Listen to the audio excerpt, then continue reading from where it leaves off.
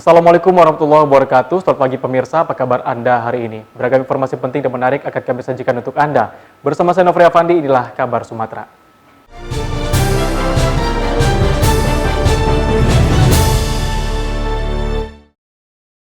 Pemirsa, setelah 4 tahun lebih tenggelamnya kapal motor Megatop 3 beserta 28 orang anak buah kapal dan nakoda, akhirnya ahli waris menyatakan sepakat berdamai dengan pengusaha kapal dan tidak akan menuntut ganti rugi lagi. Kesepakatan damai ini disaksikan oleh aparat kepolisian, TNI, dan pengusaha kapal. Kesepakatan damai antara pengusaha kapal dengan para ahli waris korban tenggelamnya KM Megatop 3 yang terjadi pada 3 Januari 2018 silam di area perairan Samudra Hindia akhirnya terlaksana setelah 4 tahun lebih lamanya. Ahli waris yang hadir dalam kesepakatan perdamaian ini menyatakan tidak akan menuntut ganti rugi lagi setelah kesepakatan ini dilaksanakan. Kesepakatan ini terjadi ditandai dengan penandatanganan surat kesepakatan perdamaian, serta diserahkannya santunan kepada para ahli waris oleh pengusaha kapal, Tono Dasiran alias Atak, bersama kuasa hukumnya Parlaungan Silalahi, yang disaksikan aparat kepolisian dan TNI yang diundang di acara tersebut. Tenggelamnya kapal Megatop kemarin ini kan sudah dilakukan proses perdamaian. Artinya dari keluarga korban apa mau disampaikan ini? Nggak ada lagi tuntutan ke depan atau bagaimana gitu? Oh, rasa terima kasih gitu. Sekarang terima kasih, apalagi sama itu Parlaungan sudah selesaikannya bahwa kami ini sudah berdamai, tidak ada lagi. Selaku pengusaha kapal, Tono Dasiran mengucapkan terima kasih atas tercapainya kesepakatan damai meskipun dengan waktu yang cukup lama.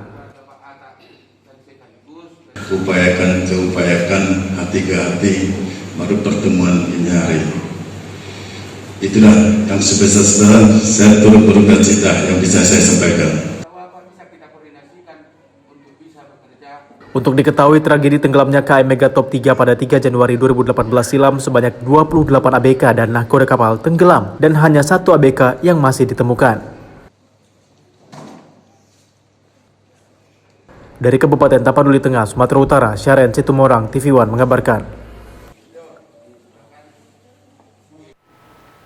Klub Panahan Mahabbah Archery Community atau MARC Ulul Ilmi Islamic School resmi dibentuk minggu lalu. Terbentuknya klub ini diharapkan dapat menjadi wadah untuk melahirkan atlet muda nasional asal Sumatera Utara. Klub Panahan Mahabbah Archery Community atau MARC Ulul Ilmi Islamic School resmi dibentuk langsung oleh anggota DPD RI Sumatera Utara, Dedi Iskandar Batubara. Peresmian ini dilaksanakan di halaman Sekolah Menengah Pertama Ulul Ilmi Islamic School di Jalan Jermal 2, Kota Medan. Didirikannya klub panahan ini sebagai wadah untuk anak-anak muda berprestasi dan menciptakan atlet muda yang siap untuk ajang olahraga tingkat nasional maupun go internasional. Pertama, kami tentu sebagai bagian dari masyarakat Medan, masyarakat Sumatera Utara menyampaikan penghargaan dan terima kasih yang luar biasa kepada komunitas ayah-ayah yang kemudian secara sukarela membentuk komunitas archery ini yang tujuannya tentu saja dalam kerangka tidak semata-mata rekreasi saya kira, tapi juga tentu akan lebih fokus ke depan untuk menyiapkan atlet-atlet panahan kita yang lebih berprestasi. Community ini ya dalam rangka bagaimana kita bersama-sama mengembangkan atlet panah atau olahraga panahan. Saat ini ternyata sudah mulai diminati di sekolah. Oleh karena itu barangkali kita akan melakukan upaya tidak hanya mungkin di UDIL ini saja, tapi mungkin ke depan kita akan bekerjasama dengan sekolah yang lain. Pemerintah Kota Medan ya dalam hal ini Dinas Pendidikan Kota Medan menyambut baik bahwa ada sekolah Ulul Ilmi Islamic School ini menggagas sebuah komunitas yang baik ya, komunitas olahraga panahan, dan ini tentu mendorong prestasi anak-anak didik kita dan kita harapkan dapat ditularkan ya atau dapat dikembangkan di sekolah-sekolah lain. Dari Medan, Sumatera Utara, Bahana Situmorang, Doni Admiral, TV One mengabarkan. Di hari ulang tahun ke-14 TV One, kantor TV One Biro Medan dikunjungi tamu istimewa dari salah satu hotel favorit di Kota Medan. Berikut liputannya. Sambil membawa kue ulang tahun, perwakilan dari Hermes Hotel Medan, Dina Noviana selaku General Manager Hermes Hotel Medan menyambangi kantor TV One Biro Sumatera di Jalan Kiai Haji Syekh Abdul Wahab Rokan, Medan. Penyerahan kue secara simbolis diterima oleh kru perwakilan Biro TV One Sumatera. Dengan mengusung tema Indonesia Bangkit, HUT TV One ke-14 diharapkan konsisten dalam pemberitaan dan meningkatkan jalinan kerjasama dengan berbagai pihak. Di tahun 2022 ini kita memang kita ketahui bersama bahwa pandemi masih ada dan Omikron juga masih belum selesai juga. Memang keadaan okupansi di semua hotel di Indonesia saya rasa memang menurun. Tapi kita optimis begitu selesai Omikron di Jakarta sudah melewati, sudah landai, nanti kita pasti akan ramai kembali ke hotel-hotel seluruh Indonesia. Saya yakin itu.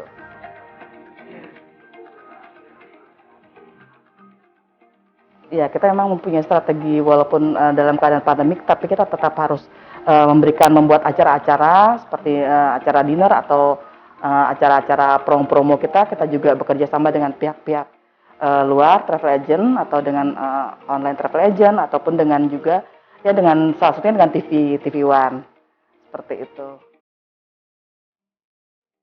Selain menyampaikan ucapan selamat kepada TV One, perwakilan Hermes Hotel Medan tersebut juga menyampaikan semangat akan bangkitnya perhotelan di Indonesia, terutama di kota Medan.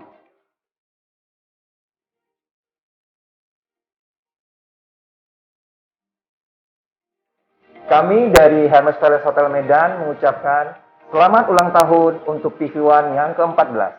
Semoga TV One tetap menjadi yang terbaik dan terdepan. Indonesia Bangkit!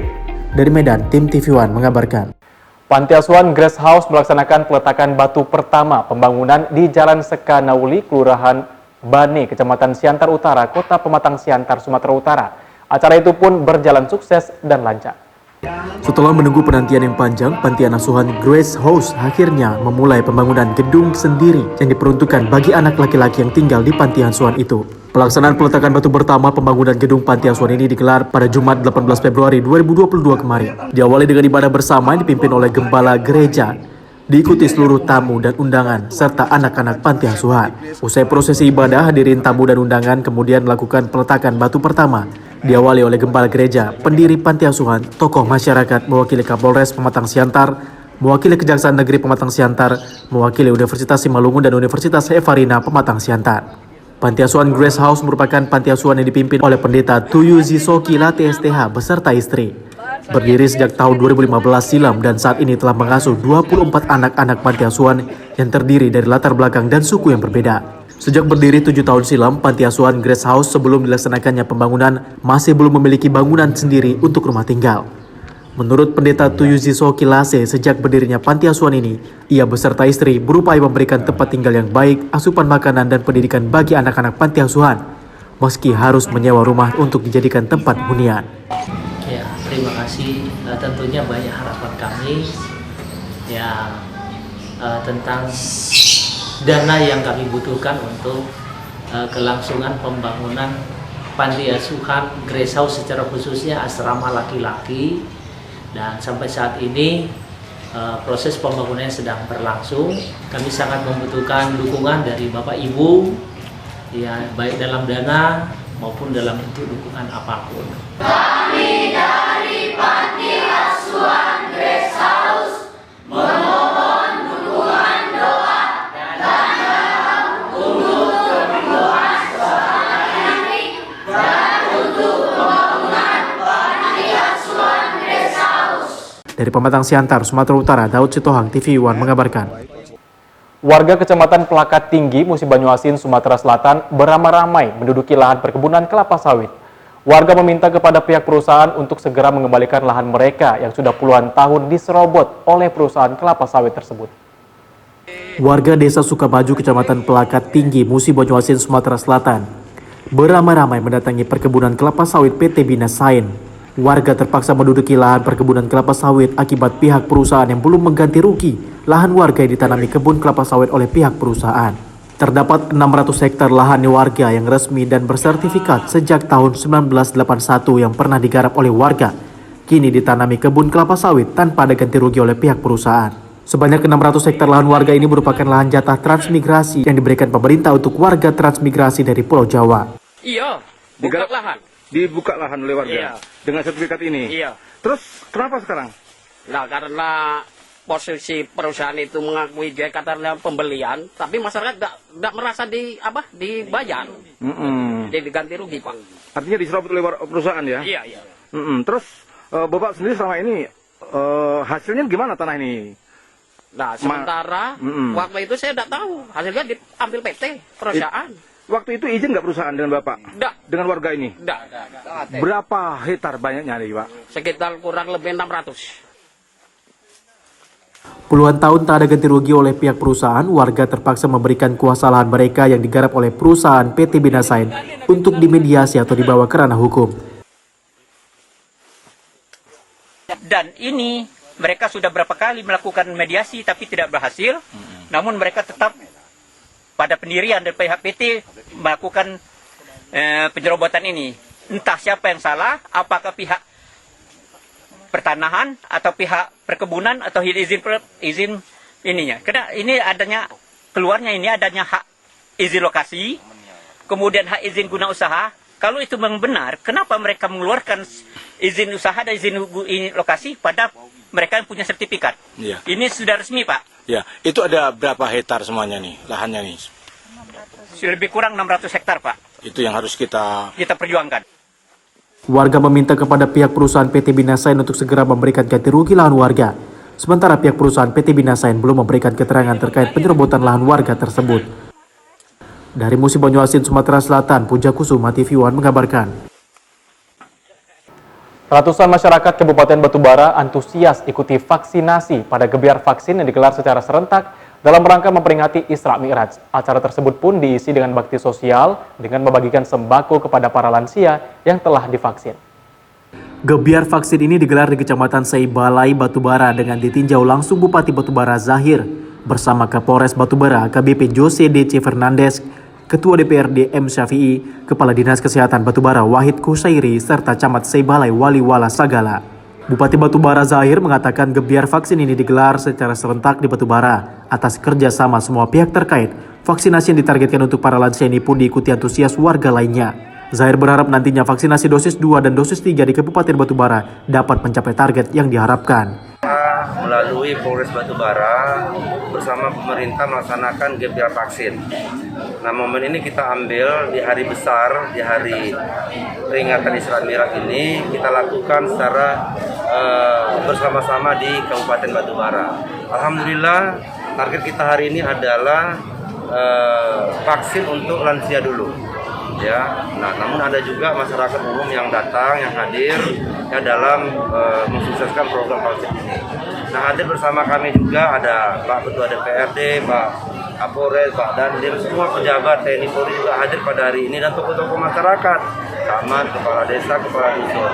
Doakan agar ini bisa kami laksanakan supaya vaksin di Kabupaten Batubara yang kedua ini bisa mencapai 80%. Ini target kita. Mohon dukungan dari kita semua. Untuk hari ini berapa, Pak, target, Pak? Ini hari ini di tempat ini saja ada lebih kurang 500 lebih. Ya, tapi di tempat lain juga kita laksanakan di tempat-tempat masing-masing, ya. Dalam acara gebiar vaksin yang digelar bersamaan memperingati Isra Mi'raj yang bertemakan memperkuat keimanan untuk peduli dan saling menjaga ini pun, Bupati bersama Kapolres menyapa langsung para warga yang mengikuti vaksinasi serta membagikan bahan pangan kepada para lansia yang telah mengikuti vaksinasi. Dari Batubara, Sumatera Utara, tim TV One mengabarkan.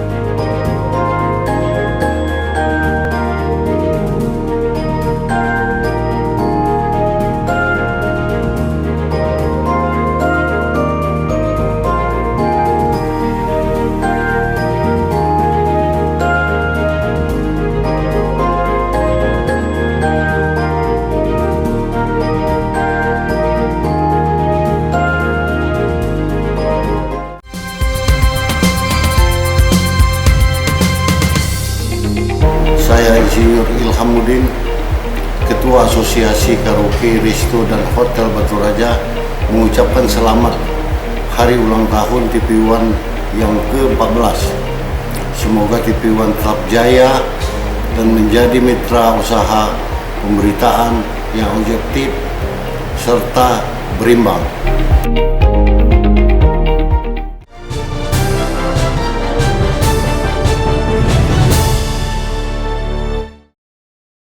Kembali di kabar Sumatera, pemirsa, Majelis Adat Aceh menggelar rapat kerja 2022 di Kota Sabang, Provinsi Aceh. Agenda tahunan yang diselenggarakan Majelis Adat Aceh ini digelar guna meningkatkan koordinasi antara lembaga adat di seluruh Provinsi Aceh. Guna untuk meningkatkan koordinasi antara lembaga adat di Aceh, Majelis Adat Provinsi Aceh melakukan rapat kerja diselenggarakan di Kota Sabang. Kegiatan rapat kerja yang berlangsung selama 3 hari itu diikuti oleh 68 peserta, diantaranya termasuk 35 orang pengurus MAA Provinsi dan Ketua MAA 23 Kabupaten Kota. Wakil Ketua Majelis Adat Aceh, Tengku Yusdedi, mengatakan pada zaman modern ini, MAA memiliki peran aktif untuk membina dan merangkul generasi muda yang sangat rentan dan mudah terpengaruh oleh perkembangan zaman, terutama pengaruh narkotika. Dengan adanya rapat kerja ini diharapkan program MAA ke depan dapat mencegah generasi muda Aceh untuk dapat melawan narkoba mulai dari usia dini. Selain itu, MAA Provinsi Aceh juga harus mempertahankan nilai-nilai adat istiadat Aceh untuk generasi di masa yang akan datang. Kita kan ini memang agenda rutin tahunan ya. Teratur itu rapat kerja kita setiap tahun supaya lebih sinergi dengan kabupaten kota, supaya kita lebih mudah apapun yang dilakukan oleh MAA Provinsi, hendaknya itu juga dilakukan di kabupaten kota. Pesertanya semua ada dari perwakilan kabupaten kota, 23 kabupaten kota, tambah 23 juga sekretariatannya masing-masing. Kemudian ya saya rasa 60-an ya. Ada 60-an semua dan juga MAA perwakilan dari luar Aceh. Jadi adat itu harus bisa tampil, bukan saja mengangkat hal yang lalu, tapi juga bagaimana adat Aceh untuk ke depan di masa yang akan datang. Jadi supaya apa yang lalu bukan berarti juga kita tinggalkan, tetapi mana yang bagus juga kita ambil. Tentu sekarang kan butuh penyesuaian ya. Penyesuaian adat yang lalu dengan sekarang kan berbeda. MAA harus tampil untuk ke depan. Rapat kerja Majelis Adat Aceh 2022 seprovinsi Aceh juga turut dihadiri oleh Gubernur Aceh Nova Iriansyah. Dari Sabang, Aceh, tim TV One mengabarkan. Puluhan mahasiswa dan keluarga nasabah melakukan aksi unjuk rasa ke kantor asuransi Generali Galaxy Tim dan kantor OJK di Medan, Sumatera Utara. Dengan pengawalan ketat dari aparat kepolisian, puluhan mahasiswa yang tergabung dalam Aliansi Masyarakat Peduli Hukum atau AMPU bersama keluarga nasabah menggelar aksi demo di kantor asuransi Generali Galaxy Tim di Komplek Multatuli Medan. Kedatangan masa ini untuk meminta pertanggungjawaban pihak asuransi agar segera membantu mencairkan klaim nasabah bernama Anik, seorang penderita penyakit kanker yang kini masih terbaring di rumah sakit. Dalam orasinya mereka mempertanyakan kepada pihak manajemen asuransi Generali Galaxy Tim Medan soal klaim nasabah yang tidak kunjung dibayarkan hingga 3 tahun. Sayangnya aksi masa ini tidak mendapat jawaban. Menurut petugas kantor asuransi, Herman, sudah hampir 1 pekan lebih pimpinan asuransi tidak masuk kantor karena sedang menjalani masa PPKM. Kalau pimpinan kita udah hampir semingguan gitu, Pak. Semingguan gitu ya, Bang? Karena kan PPKM. Setelah adanya masalah ini atau bagaimana, Bang? Enggak, dari sebelum ada masalah itu udah jarang datang. Karena kan COVID ini kan... Tapi selama ini jalan lancar aja, Bang? Lancar. Lancar ya? Nasabah selama ini lancar ya, Bang? Lancar biasa. Kalau ada pendemo seperti tadi, Abang sampaikan nggak kepada pimpinan? Sampaikan, Pak. Pasti kita sampaikan. Lantas apa jawabannya, Bang? Belum ada jawaban, Pak. Masa juga menggelar aksi di kantor OJK Regional 5 Sumatera, bagian utara, Jalan Gatot Subroto, Medan, dengan membentangkan spanduk tuntutan kepada perwakilan pemerintah tersebut untuk meminta perlindungan pihak OJK sebagai pengawasan. Dan sebelum klien saya masuk ke Generali kan sudah ada masuk yang brand lain, sudah ada rekod medisnya, semua nggak ada masalah. Jangan soal ini buang badan. Apa fungsi agensi? Kita ini semua, saya mau masyarakat ini semua dipintarkan lah. Jangan seolah-olah dikit-dikit kita pertama masuk dengan buang manis, kita masuk ke agent, oh gini, bagus-bagus. Ketika kita mau klaim, dikit-dikit buangnya ke General Pusat. Kalau gitu semua masyarakat mau masuk asuransi, masuk aja ke General Pusat. Setelah masa mendapat jawaban, pihak OJK berjanji akan segera menindaklanjuti tuntutan masa dengan berkoordinasi ke OJK Pusat di Jakarta. Dari Medan, Sumatera Utara, Fahmi, TV One mengabarkan. Puluhan mahasiswa yang tergabung dalam pergerakan mahasiswa anti korupsi atau PERMAK melakukan aksi unjuk rasa di depan kantor cabang Medan Bank Mandiri, Jalan Imam Bonjol, Kota Medan, Sumatera Utara. Dalam aksinya, puluhan mahasiswa ini menuntut dugaan kasus korupsi kredit fiktif sebesar 188 miliar rupiah. Puluhan mahasiswa yang tergabung dalam pergerakan mahasiswa anti korupsi atau PERMAK melakukan aksi unjuk rasa di depan kantor cabang Bank Mandiri di Jalan Imam Bonjol, Kota Medan, Sumatera Utara. Aksi ini merupakan lanjutan atas kasus yang sudah dilaporkan ke Komisi Pemberantasan Korupsi karena dugaan korupsi kredit fiktif ke PT Bintang Kosmos. Dalam aksinya, puluhan mahasiswa yang aktif menyoroti kasus korupsi di Sumatera Utara ini berharap kepada Komisi Pemberantasan Korupsi untuk segera menindaklanjuti laporan yang telah merugikan keuangan negara sebesar Rp188 miliar. Asril Hasibuan, koordinator aksi, menyebut ada 16 orang yang diduga terlibat korupsi kredit fiktif tersebut dan sudah dilaporkan ke KPK, termasuk kurator yang ditunjuk langsung oleh Ketua Pengadilan Negeri Medan. Kami berharapnya KPK ini bisa turun datang ke Medan langsung meninjau atau menangkap lah gitu bahasanya gitu katakan oknum 16 ribu yang terkait bagaimana 16 ribu itu bisa ditangkap dan dinyatakan sebagai tersangka atas dugaan korupsi kredit fiktif yang ada di Bank Mandiri Jakarta. Kami berharap sepenuhnya kepada KPK segera turun khususnya di Bank Mandiri Jakarta karena ini merugikan keuangan negara. Sebelumnya, law firm Garda Deli sebagai kuasa hukum pelapor sudah mendatangi kantor Komisi Pemberantasan Korupsi lantaran adanya dugaan korupsi PT Bintang Kosmos dengan Bank BUMN tersebut. Ditambah lagi adanya keterlibatan 6 pegawai bank itu. Aksi tersebut berlangsung aman meski masa aksi tidak mendapatkan jawaban dari Bank Mandiri. Masa aksi berjanji akan membawa masa lebih besar dan juga berjanji akan menggelar aksi serupa di kantor anti rasuah di Jakarta nantinya. Dari Medan, Sumatera Utara, Bahana Situmorang, Doni Admiral, TV One mengabarkan. Ribuan ASN di Kabupaten Ogan, Komering Ulu Timur divaksin dosis ketiga. Pelaksanaan vaksin dosis ketiga ini atau booster ini dilakukan oleh Badan Intelijen Negara dibantu oleh pemerintah daerah. Divaksinnya ribuan ASN tersebut lantaran Oku Timur baru 2% pencapaian vaksinasi booster. Ribuan ASN di Oku divaksin dosis ketiga secara serentak di halaman upacara kantor Bupati Oku Timur. Proses vaksinasi tersebut langsung diawasi oleh Wakil Bupati Oku dan Wakil Kepala Badan Intelijen Daerah. Ribuan ASN mulai dari Satpol PP, Damkar hingga tenaga pendidik masuk dalam sasaran vaksinasi dosis ketiga tersebut. Dilaksanakannya vaksinasi terhadap ASN lantaran Oku Timur baru 2% saja tingkat pencapaian dosis ketiga. Agen Madya Binda Sumsel, Letkol Infantri Mulyawan mengatakan, Binda Sumsel saat ini menyiapkan 1.000 dosis vaksin untuk diberikan kepada ASN di Oku Timur. Kedepan 16.000 dosis juga akan dikirim ke Oku Timur untuk disebar. Tak hanya itu, Binda juga akan berkoordinasi dengan Dinas Kesehatan Sumsel agar vaksin untuk di Oku Timur tidak putus. Untuk kegiatan kita pada pagi hari ini adalah launching vaksin booster parti dosis ketiga untuk Kabupaten Oku Timur. Kenapa kita lakukan vaksinasi ini? Karena capaian di Oku Timur ini baru 2%. Jadi kita mendorong daripada Pemkab Oku Timur untuk mensosialisasikan kepada masyarakat agar masyarakat itu terpancing untuk ikut vaksin bersama, baik itu vaksin booster. Tapi tidak menutup kemungkinan bahwa vaksin ini bukan untuk booster, bukan untuk dosis 3 saja. Dosis 1 bisa, dosis kedua juga bisa. Ya, jadi dengan harapan ke depan seluruh masyarakat semuanya bisa melakukan vaksin. Pemerintah Kabupaten Oku Timur mengucapkan terima kasih yang sebesar-besarnya kepada Binda Provinsi Sumatera Selatan sudah 2 kali ini ikut dalam, jadi menurut saya, perang melawan corona. Hari ini kita vaksin booster bekerjasama dengan Binda. Alhamdulillah semua yang diperbantukan itu semoga bisa bermanfaat untuk masyarakat. Dan harapan saya kepada Binda Provinsi Sumatera Selatan jangan sampai putus. Jadi kerjasama ini jangan hanya karena vaksin dan segala macam. Dari Kabupaten Oku Timur, Sumatera Selatan, Herman Sawiran, Bagus Miargo, TV One mengabarkan. Tugu Persatuan Raja Sinurat di Bukit Baringin, Desa Sinar Sabungan, Kecamatan Bonatua Lunasi, Kabupaten Toba, Sumatera Utara telah dibangun.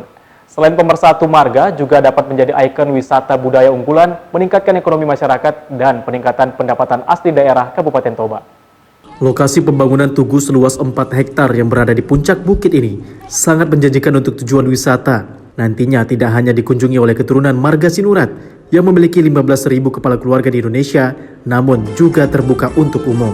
Untuk menarik minat wisatawan, Tugu setinggi 36 meter dengan fasilitas rumah inap, arboretum, taman bunga, hutan buah, sundial atau jam matahari, Walk of Fame, juga lokasi foto spot, prewedding, dan Instagramable tentunya akan disukai kaum milenial.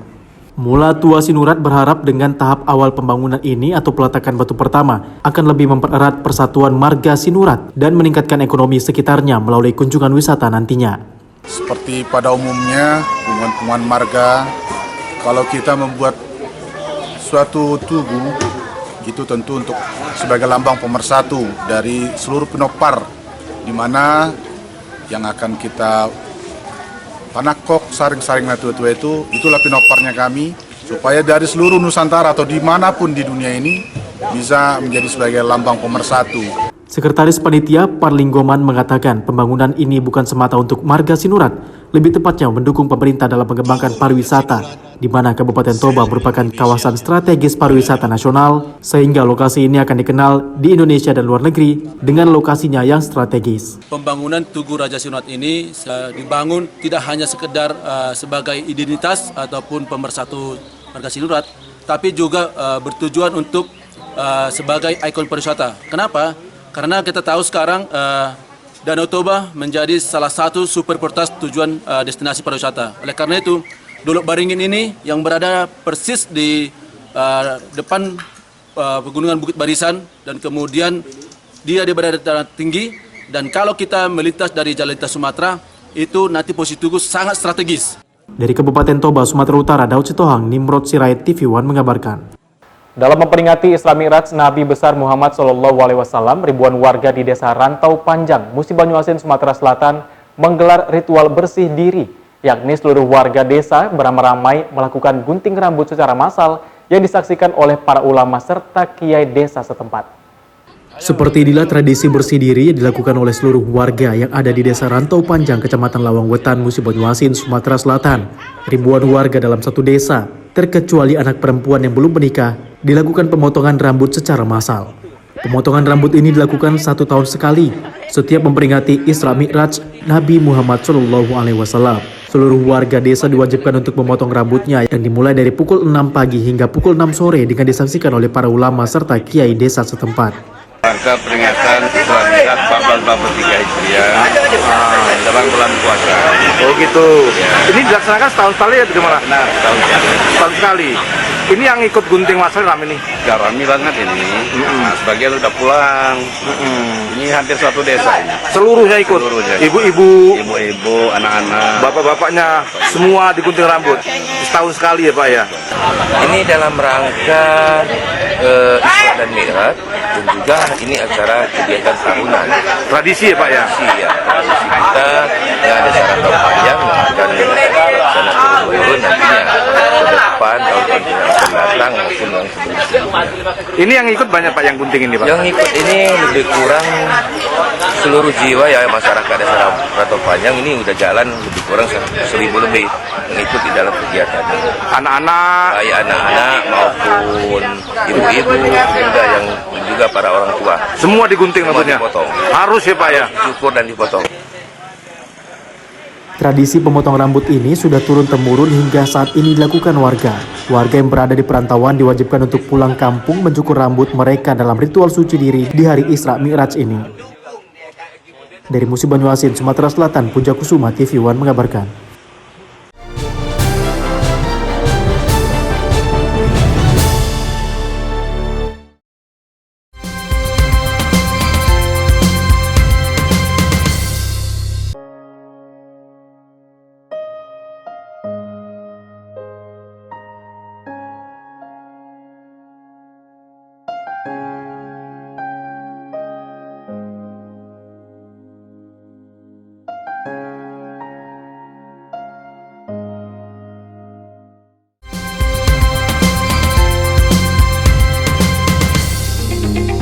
Assalamualaikum warahmatullahi wabarakatuh.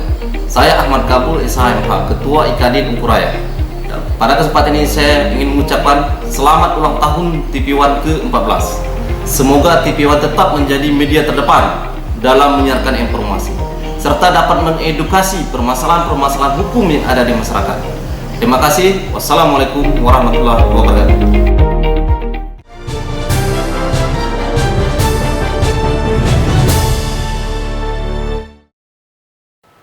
Kembali di kabar Sumatera, pemirsa, Dandim 0201 Medan, Kolonel Infantri Hindratno Devidanto meresmikan Kampung Pancasila di Kabupaten Deli Serdang. Lahirnya Kampung Pancasila disambut baik oleh masyarakat sekitar. Bersama rakyat TNI kuat, slogan Tentara Nasional Indonesia menjadi bukti nyata Kodim 0201 Medan melaksanakan program nasional dalam mewujudkan Jalan Sukamaju, Desa Bandar Klipa, Kecamatan Percucetuan, Kabupaten Deli Serdang menjadi Kampung Pancasila. Diresmikannya Kampung Pancasila oleh Dandim 0201 Medan, Kolonel Infantri Hindratno Devidanto, bertujuan agar Kampung Pancasila dapat mengingatkan kembali kepada kita semua sebagai warga negara Republik Indonesia yang berideologi Pancasila untuk mengamalkan Pancasila dalam kehidupan sehari-hari. Dengan lahirnya Kampung Pancasila, masyarakat nantinya dilatih dalam menerapkan nilai-nilai Pancasila secara nyata, baik dalam pergaulan dengan sesama warga ataupun dalam mengelola lingkungan. Atas terbentuknya Kampung Pancasila ini juga disambut antusias oleh masyarakat. Kami mau terima kasih kepada Bapak tentara. Rumah saya telah dicat merah putih satu kampung sama Bapak tentara. Kami mau terima kasih ya Pak. Sambalus Allah Subhanahu wa taala.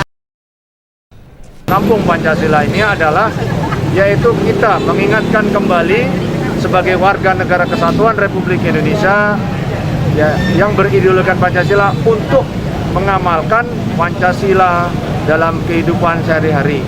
Dalam hal ini kita ketahui bersama saat ini banyak sekali pengaruh derasnya budaya-budaya asing, pengaruh dari paham-paham radikal yang masuk ke Indonesia. Oleh karena itu perlu adanya benteng penguatan dari ancaman tersebut, yaitu dengan mengamalkan Pancasila dengan baik dan benar.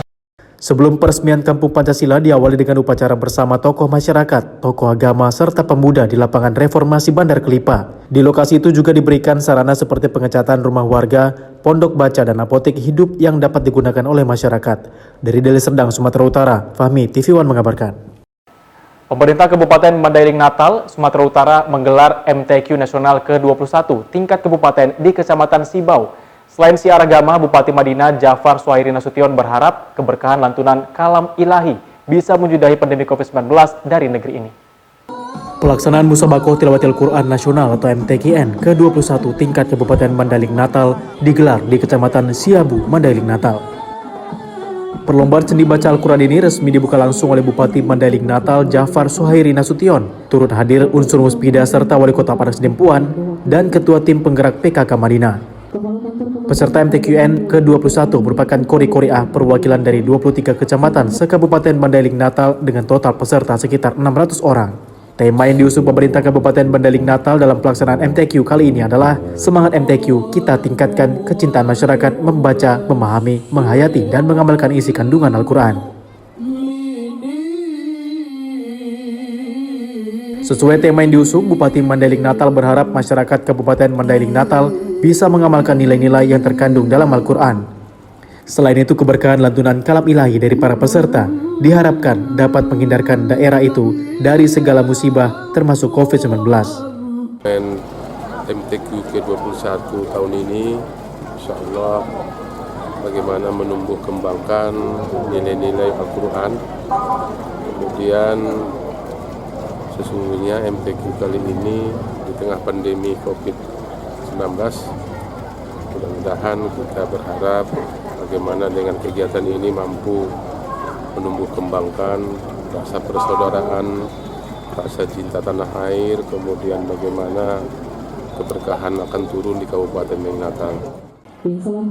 Sementara itu, meski Kabupaten Mandailing Natal berada pada level 1 COVID-19, Bupati Mandailing Natal tetap mengingatkan panitia, peserta, dan masyarakat untuk tetap menerapkan protokol kesehatan ketat. Dari Mandailing Natal, Sumatera Utara, Romulo Siregar, TV One mengabarkan. Dalam mengantisipasi impor bahan baku obat-obatan, perusahaan BUMN Farmasi PT Indofarma Tbk bekerja sama dengan sejumlah kabupaten di Sumatera Utara untuk meningkatkan produksi bahan baku obat herbal. Menteri BUMN Erick Thohir yang membentuk holding BUMN Farmasi pada 2020 lalu dengan menunjuk perusahaan BUMN Indofarma sebagai perusahaan milik negara yang menangani bidang obat-obatan untuk meningkatkan produksi obat-obatan berbahan baku herbal sesuai himbauan Presiden Joko Widodo untuk mengantisipasi impor bahan baku obat di Indonesia. Sejumlah bahan baku obat herbal cukup banyak terdapat di Indonesia, kurang lebih sebanyak 30.000 tanaman berkhasiat terdapat di Indonesia dan sebagian ada di Sumatera Utara, diantaranya gambir, serai wangi, dan lainnya. Dalam meningkatkan produk bahan baku obat herbal di tengah pandemi COVID-19, PT Indofarma bekerja sama dengan sejumlah kabupaten di Sumatera Utara, diantaranya Kabupaten Humas, Toba, Pakpak Barat, serta Yayasan Institut Teknologi Del Kabupaten Toba. Dalam kerjasama ini diwujudkan dengan penandatanganan MOU Nota Kesepakatan Kerjasama Peningkatan Produksi Bahan Baku Obat Herbal di Aula Yayasan IT Del Kabupaten Toba. Membuka kerjasama dengan Pemda, Humbang Hasundutan, Toba, dan Pakpak Barat, dan juga dengan IT Del. Kerjasamanya ini adalah merangka bagaimana kita mengembangkan herbal yang berasal dari 3 kabupaten ini untuk kita lakukan satu proses untuk peningkatan value added, nilai tambah, sehingga nanti hasilnya lebih memiliki nilai ekonomis lebih tinggi. Dan ini nanti dalam rangka untuk mendukung program pemerintah untuk ketahanan kesehatan. Selain bekerja sama dengan 3 kabupaten di Sumatera Utara dalam meningkatkan produksi bahan obat-obatan herbal, PT Indofarma juga bekerja sama dengan Yayasan ITDEL. PT Indofarma juga bekerja sama dengan SMK Unggulan Arjuna, Kecamatan Laguboti, Kabupaten Toba. Dari Kabupaten Toba, Sumatera Utara, Irfan, TV One mengabarkan. Asdal Berampu, warga Jalan Parongil, Kecamatan Berampu, korban pengancaman sekelompok pemuda di lokasi hotel yang ia kelola dengan keluarganya saat ini mencari keadilan. Pasalnya ia saat ini ditetapkan sebagai tersangka dengan tuduhan perusakan mobil oleh Satreskrim Polres Dairi. Asdal Berampu dan keluarga mengaku cukup terkejut setelah ia ditetapkan sebagai tersangka oleh pihak Satreskrim Polres Dairi dengan tuduhan melakukan perusakan mobil yang digunakan sekelompok orang yang datang ke kediamannya yang juga hotel milik keluarganya, melakukan pengancaman dan perusakan. Kejadian ini bermula saat Asdal meminta tagihan kamar hotel yang disewa oleh mereka.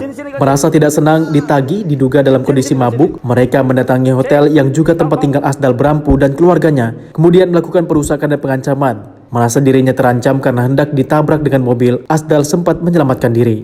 Diduga kendaraan yang digunakan pelaku adalah mobil dinas milik Bawaslu Kabupaten Dairi. Kasus pengancaman dan pengerusakan yang dilakukan oleh mereka saat ini sudah dalam proses pengadilan Dairi. Namun, ia dikejutkan saat ini ia ditetapkan sebagai tersangka oleh Polres Dairi dengan tuduhan perusakan mobil. Asdal hanya bisa memohon keadilan atas penetapan dirinya sebagai tersangka. Padahal ia korban pengancaman sekelompok orang yang membuat huru-hara di kediamannya. Selain itu banyak keganjilan dalam kasus yang membuat ia menjadi tersangka. Seperti salah satunya polisi tidak menunjukkan barang bukti kendaraan yang dikabarkan dirusak olehnya. Pak Berampu melaporkan perbuatan yang dilakukan oleh Pak Angkat dalam hal perkara pengancaman itu diproses di Polsek Sidikalang Kota. Untuk perkaranya sendiri saat ini dalam hal ini Pak Angkat sudah menjadi tersangka dan kemudian oleh penyidik sudah di tahap 2 ke kejaksaan. Karena apa? Karena hasil penyidikan dalam perkara tersebut sudah dinyatakan lengkap oleh kejaksaan. Sedangkan di sisi lain dalam perkara yang merupakan laporan dari Pak Angkat, di mana peristiwa ini adalah perkara yang saling lapor satu sama lain, di mana tentang hal ini tentu dibenarkan ya, karena perbuatan masing-masing ini, pengancaman dan pengerusakan ini adalah perbuatan yang masing-masing berdiri sendiri, walaupun itu memiliki hubungan sebab akibat satu sama lain, gitu kan. Tetapi untuk prosesnya dan pertanggungjawabannya dalam sistem hukum pidana itu adalah pertanggungjawaban kembali ke masing-masing. Dari Kabupaten Dairi, Irfan Martinez Sitohang, TV One mengabarkan. Merajut kembali kekeluargaan dan kebersamaan serta mengenang perjuangan Datu Manggiling Sitompul, ratusan warga bersama keluarga besar Yayasan Rianja Sangap Gabi Arta menggelar syukuran di Dusun Gunung Tua, Desa Gapuk Tua, Kecamatan Marancar, Kabupaten Tapanuli Selatan. Ratusan warga Marga Sitompul, Dusun Gunung Tua, Desa Gapuk Tua, Kecamatan Marancar, Tapanuli Selatan menggelar syukuran sekaligus memperingati Isra Mi'raj Nabi Muhammad SAW. Kegiatan ini juga bertujuan mengenang perjuangan leluhur Datu Manggiling Sitompul, dalam merajut kembali kebersamaan dan kekeluargaan di Kecamatan Marancar, Kabupaten Tapanuli Selatan. Pelaksanaan syukuran ini dilakukan oleh keturunan sanak saudara almarhum Datu Manggiling Sitompul bersama keluarga besar Yayasan Rianja Sangap Gabi Arta untuk menciptakan kebersamaan antara warga untuk merajut persaudaraan serta perdamaian di Kecamatan Marancar, dan dibantu Yayasan Rianja Sangap Bagi Harta di bawah kepemimpinan Haji Albiner Sitompul. Acara kenduri syukuran Sitompul di bawah pimpinan Haji Albiner Sitompul. Kenapa kita buat acara ini? Karena kami bersyukur jumpa kami dengan ayah kami dan masuk kami ke anggota yayasan Rianja Sangap Gabi Arta yang beralamat di Sebolga. Berapa hari syukuran itu dan apa aja kegiatannya? Ya, kegiatannya menyantuni anak yatim, anak sekolah, banyak lagi seperti pesantren. Cuman itu makan bersama.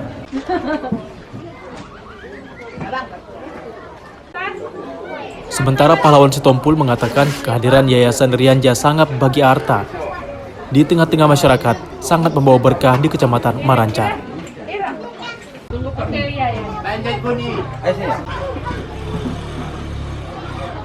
Harapan Bapak sebagai keluarga Sitompul buat Marancar apa, Pak?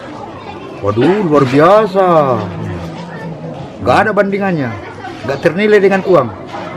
Bukan harapan. Untuk generasi, Pak, pesan dan moralnya, Pak? Mulai yang meninggal sampai generasi ke-7. Kalau dinilai dengan uang gak terbayar. Itulah yang kami junjung tinggi itu dengan Bapak kami Haji Albiner Sitompul. Ini kehendak dari Allah Subhanahu wa Ta'ala. Ilham yang dikasih, kami mendapatkan ilham bahasanya sesuai dengan pendapat abang saya ini. Jadi keluarga kami itu harapan kami, kalau kamu berjuang kemungkinan itu pincang dia. Ngerti Bapak itu petani agak lemah dia kan. Kalau kemungkinan kami dijembatani oleh yayasan, kami semuanya warga Sitompul Marancar itu sudah bersandar sama yayasan. Dari Tapanuli Selatan, Sumatera Utara, Dedi Herianto, TV One mengabarkan. Ketua Umum Dewan Pimpinan Pusat Barisan Pemuda Nusantara, Fat Elfos Arafik, melantik kepengurusan DPD Bapera Medan dan Brigade Bapera Kota Medan. Ia berharap Bapera Kota Medan dapat bersinergi dan mendukung program pemerintah Kota Medan. Ketua Umum DPP Bapera, Fat Elfos Arafik, didampingi Ketua DPD Bapera Sumatera Utara, Abdul Rahman, melantik kepengurusan DPD Bapera Kota Medan yang diketuai oleh David Roni G. Sinaga dan Brigade Bapera Kota Medan yang diketuai Rizdo Sinaga di Hotel Santika Diandra Kota Medan. Dalam sambutannya, Ketua Umum Bapera menyampaikan agar Bapera Kota Medan dapat bersinergi dan membantu program kerja pemerintah Kota Medan yang sedang berjalan hingga ke pelosok kecamatan dan kelurahan yang ada di Kota Medan. Terlebih dalam pandemi COVID-19, diharapkan Bapera berperan penting dalam pencegahan penyebaran COVID-19 dengan menyosialisasikan protokol kesehatan serta melaksanakan vaksinasi. Sementara itu, Ketua Bapera Sumatera Utara, Abdul Rahman, berpesan kepada Ketua Bapera dan Brigade Bapera Kota Medan yang baru dilantik agar dapat membesarkan ormas ini. Semuanya unik ini, udah siap semua sampai ke kelurahan, kecamatan, ambulan pun siap. Langsung apa? Langsung bukti nyata, bukan apa? Bukan ngomong doang, langsung ada di depan. Jadi tinggal penataan sistem organisasi dan program-programnya, apa yang menjadi program prioritas, apa yang menjadi apa? Unggulan-unggulannya tinggal dipersiapkan oleh saudara David. Ya. Dalam waktu dekat ini, Bapera Kota Medan juga akan melaksanakan vaksinasi booster sebanyak 5.000 dosis. Program unggulan kita yang pastinya kita akan melakukan vaksinasi booster. Target kita 5.000. Ya. Seluruh DPK di Kota Medan akan kita lakukan kegiatan vaksinasi untuk membantu ya percepatan penurunan COVID di Kota Medan. Mungkin karena itu yang saat ini harus kita kejar, jadi Bapera Kota Medan siap untuk membantu percepatan vaksinasi di Kota Medan.